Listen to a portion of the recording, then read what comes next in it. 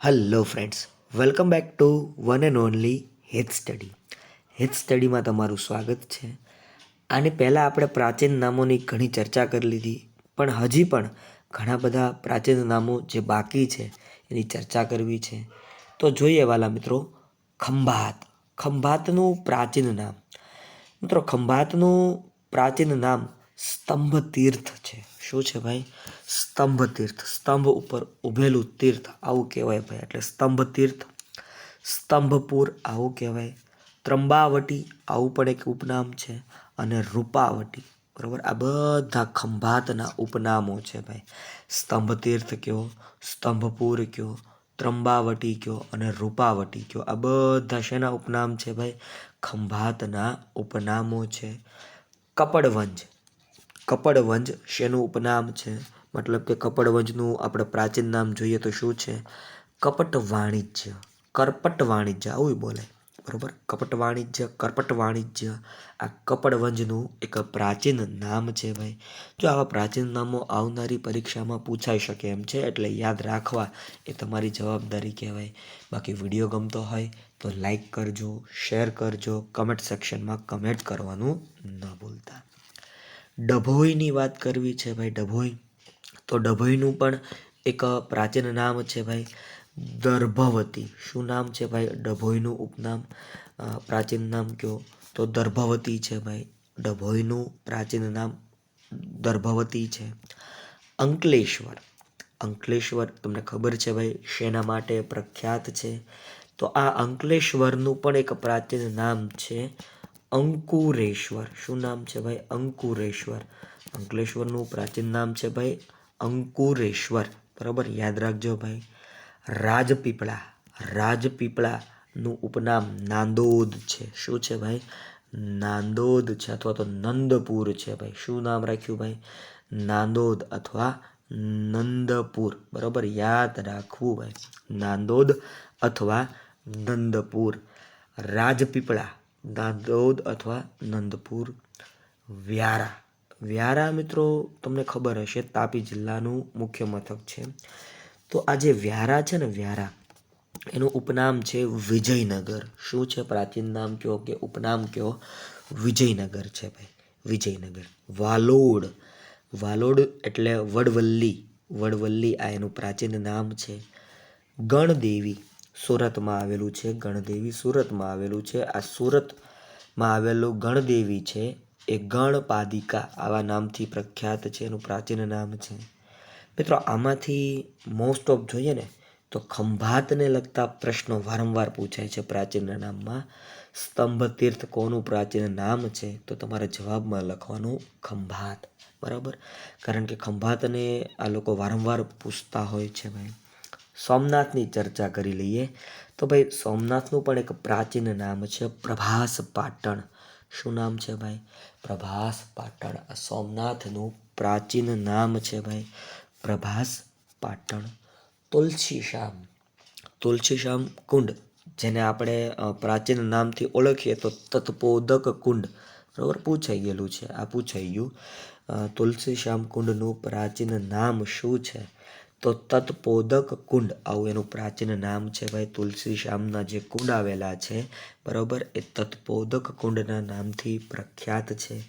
ગિરનાર પર્વતની વાત કરવી છે તો આપણે જોઈ ગયા કે ગિરિનગર અથવા રેવતક જોઈ ગયા. તો એ જ રીતે ગિરનાર પર્વતનું ઉપનામ છે રેવત. બરાબર, અથવા રેવતક આવું એનું ઉપનામ છે ભાઈ. રેવતક પ્રાચીન નામ કહેવાય ભાઈ. રેવતક અથવા રેવત આ એના પ્રાચીન નામ કહી શકાય ભાઈ. ગિરનારની પરિક્રમા પ્રખ્યાત છે એ તમે જાણો છો ભાઈ. દરેક ગુજરાતીએ કરી હશે એની પરિક્રમા. દ્વારકા. દ્વારકાની વાત કરીએ તો કુશસ્થલી. સૌથી જૂનામાં જૂની કોઈ રાજધાની હોય તો કુશસ્થલી આવું તમે સાંભળ્યું હશે, કારણ કે ભગવાન શ્રી કૃષ્ણ દ્વારા જેને વસાવવામાં આવેલી છે એ દ્વારકા. તો દ્વારકા, કુશસ્થલી એનું ઉપનામ છે ભાઈ. દ્વારાવતી આ પણ એનું એક ઉપનામ છે. દ્વારાવતી આ પણ શું છે ભાઈ? એક ઉપનામ છે. ભદ્રેશ્વર જે કચ્છમાં આવેલું છે ભાઈ, ભદ્રેશ્વર કચ્છમાં આવેલું છે, તો એનું એક પ્રાચીન નામ ભદ્રાવતી છે. શું છે ભાઈ? ભદ્રાવતી એનું પ્રાચીન નામ છે. તારંગા તારંગા તમને ખ્યાલ હશે ભાઈ, જૈનોના પવિત્ર તીર્થસ્થાનોમાંનું એક છે તારંગા.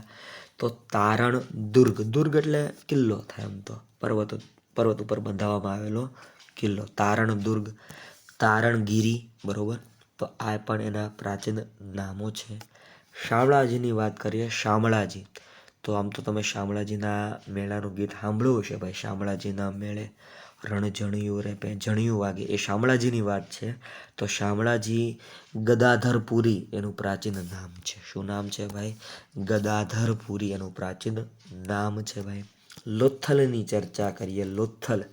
તો લોથ સ્થળ, લોથલનું જે પ્રાચીન નામ છે એ શું છે ભાઈ?